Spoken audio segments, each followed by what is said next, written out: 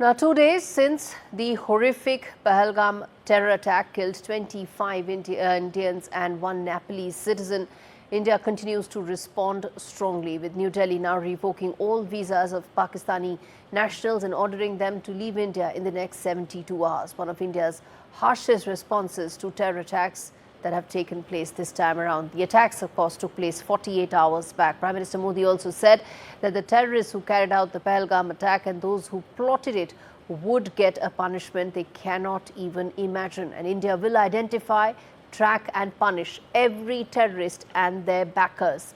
In fact, Prime Minister Modi said that India will pursue them to the ends of earth. Pakistan hit back, halting all trade with India, revoking all visas to Indian nationals and expelling Indian diplomats after India did so 24 hours back. Friends,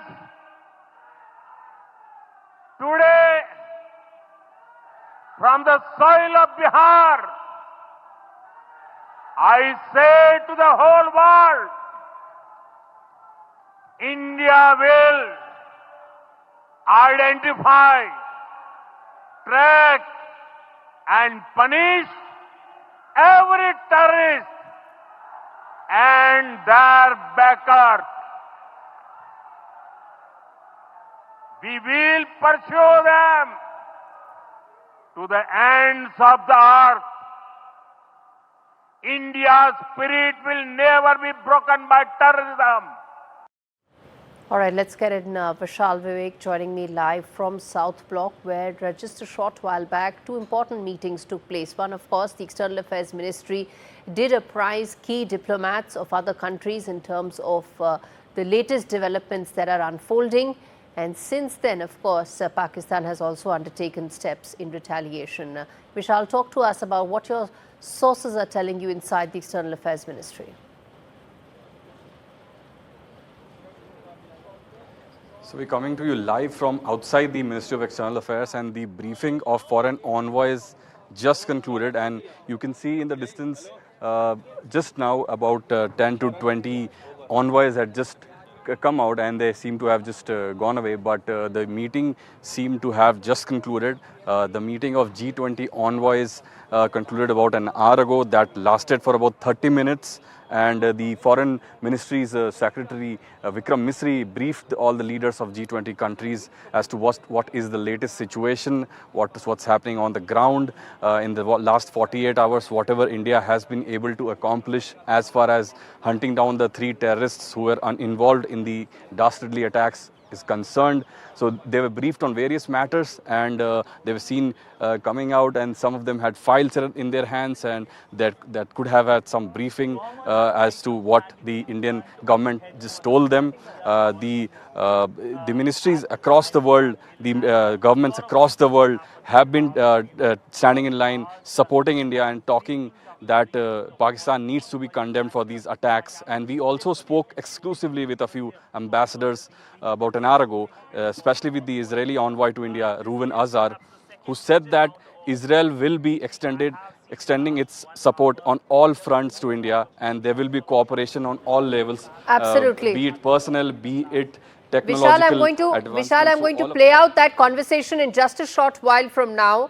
But I want to quickly get in a word from Nazir as well, who is in Srinagar, to understand what's the latest right now on ground, 48 hours since that horrific terror attack took place. Nazir, take us through what's the latest on ground. Well, there's a collective resolve which has been shown by the political leadership and the society to condemn this attack, massacre of innocent people, tourists, and who are guests in Kashmir, and demanding an end to this senseless violence which has engulfed Kashmir for the last 35 years.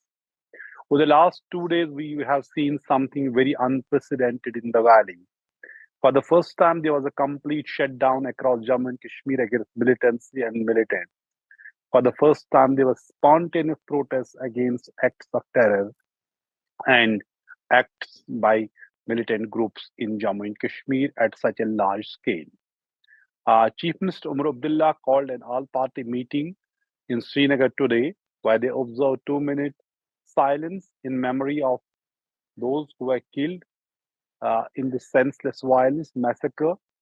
They all were on the same page, expressing their strong condemnation for this act and demanding end to terrorism and violence in Jammu and Kashmir.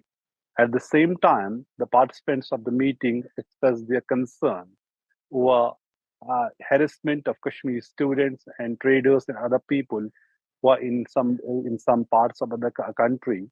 So they have urged the government of India and the state government in several parts of the country to ensure safety, dignity, and well-being of the people of Kashmir and the students of Kashmir for their, as people of Kashmir have shown their resolve against terrorism and against all those who have killed these innocent people in this terror attack. In Okay. fact, Jammu and Kashmir government cabinet has also advised JNK's Lieutenant Governor to call a special session of the assembly where a resolution will be passed against this Pakistan-sponsored terrorism. So there's at multiple levels there is Yes. there's a public movement against militancy. At the same time, security forces have launched an Operation Pahalgam to track down the attackers, but so far they Right. are not close at any way to track them down. All right, Nazir, thank you so much for giving us that update from Srinagar. And Vishal, if I may come to you in terms of the response that Pakistan has come out with. Just a short while back, going into this show, we heard updates coming in that Pakistan has now decided or is contemplating to now put the Simla Pact in abeyance. Talk to us about what's the word coming in from the MEA on something like this. Well, that remains to be seen. There will definitely be some briefing on that, but we are yet to hear something on that. But you're right, there have been a lot of rumblings from the Pakistani side as well. They have just told the Indian government that the Indian planes flying over Pakistan, all the airlines from India have been banned. That won't be possible anymore. And as you mentioned, the Simla agreement has also been annulled. That was a historical moment in the history of India and Pakistan when the agreement was signed. So two huge agreements have been annulled in the last 24 hours. Two huge agreements that shaped the politics, the region, the demography of both the countries.